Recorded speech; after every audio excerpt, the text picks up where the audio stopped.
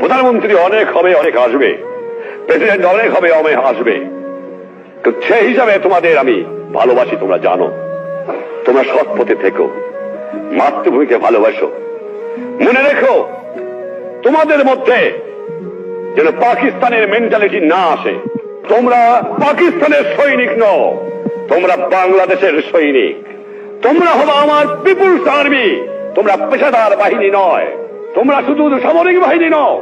তোমাদের দরকার হলে নিজে উৎপাদন করে খেয়ে তোমাদের দেশকে বাঁচতে হবে।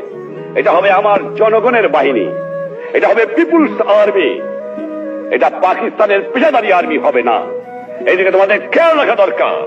আর যেখানে অন্যায় অবিচার দেখবা, চরম আঘাত করবা, ন্যায়ের পক্ষে দাঁড়াবা, গুরুজনকে মেনো, সৎ পথে থেকো, শৃঙ্খলা রেখো, তাহলে জীবনে মানুষ হতে পারবা।